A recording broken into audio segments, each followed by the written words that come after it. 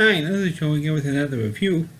For the sake of this video, I'm going to be discussing the 1955 horror film, It Came From Beneath the Sea. Now, of course, while lately we're reviewing these horror films, even though it was way past Halloween, and I'm doing this video on Thanksgiving week 2019, so I figured what could be more appropriate on Thanksgiving week than do a horror film. Of course, It Came From Beneath the Sea is one of those cheesy movies that came out in the 1950s where just about every other film is exactly like this one is, where when there was some creature who was attacking people, and some scientists working with the military decided to take this creature on, whether it be aliens or some mutated animal, and they, by the end of the movie, of course, they defeat it. Of course, this has happened just about every one of these movies, and these types of movies were pretty popular in the 1950s, because it was the atomic age, and so previously in the 1930s, it was like the classic monster movies, Dracula and Frankenstein. Of course, those movies weren't that scary anymore by the time the 1940s hit with World War II going on.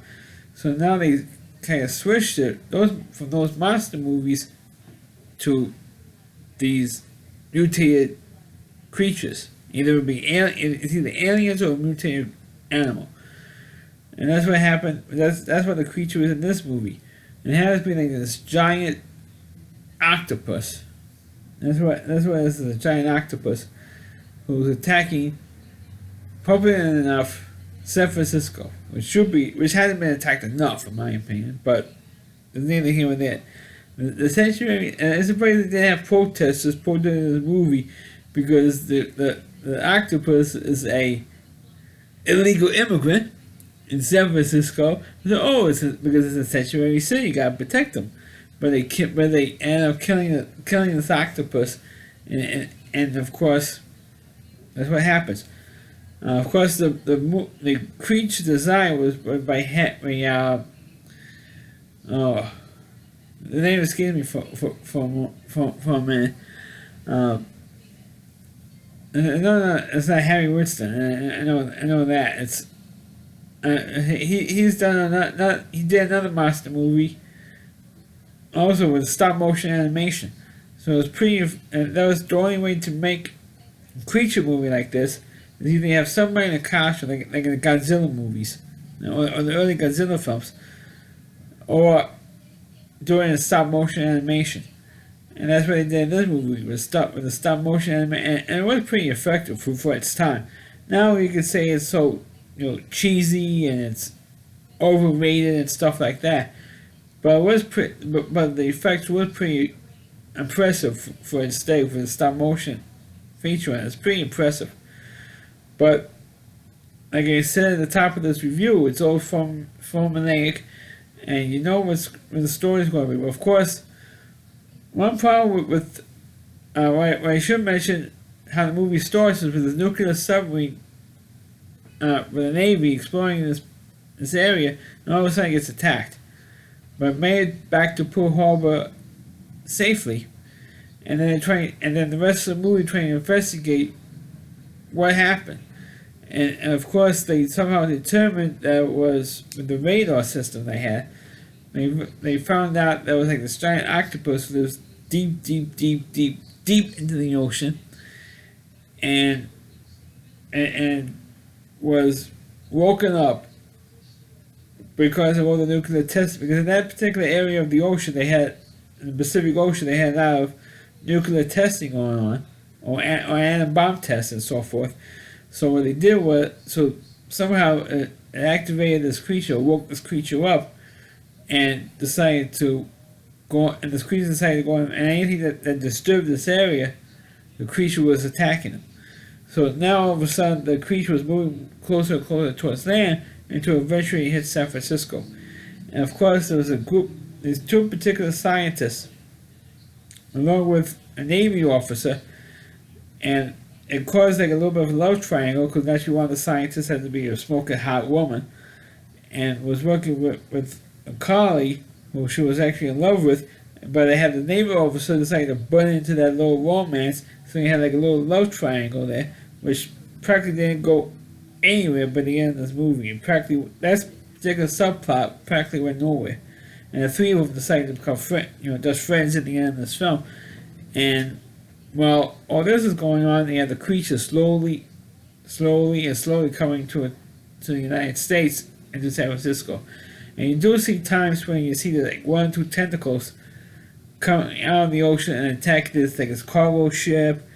And like I said, it's pretty impressive special effects for its time. And you had where it's attacking the Golden Gate Bridge. There was other pretty good effects. And it was, of course, like I said, you know what's going to happen. You know they're going to kill the creature at the end. The only question is how they were going to do it.